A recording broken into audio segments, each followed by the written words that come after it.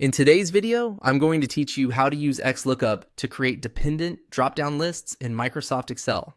We're going to build a simple setup where you first choose a department from a drop-down list and then use XLOOKUP to return the related value automatically.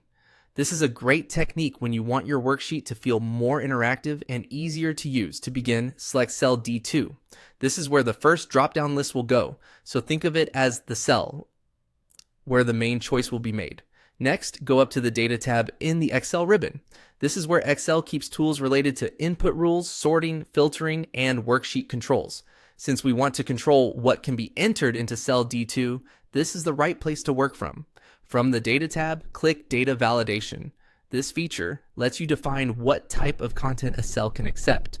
In this case, instead of allowing any text, we want Excel to offer a list of predefined options. In the Data Validation window, look for the Allow dropdown and choose List.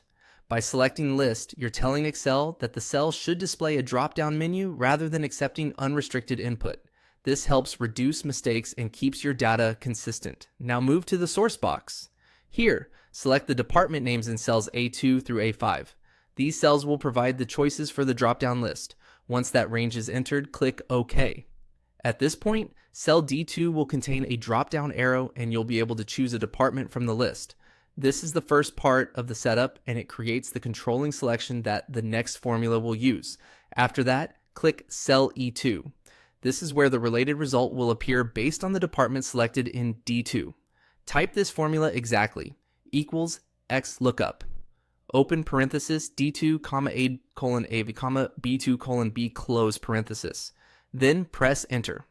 What this formula does is search for the value selected in D2 within the range A2 to A5. Once it finds a match, it returns the corresponding value from the range B2 to B5. In other words, D2 contains the item you choose, and E2 displays the matching result tied to that choice. This is what makes the setup feel dependent. The output in E2 changes according to the selection in the dropdown. If you choose a different department in D2, the result in E2 updates automatically. That's it. You've created a dropdown list and connected it to XLOOKUP, so Excel can return a related value dynamically. This is a clean and efficient way to make spreadsheets more user-friendly and more accurate.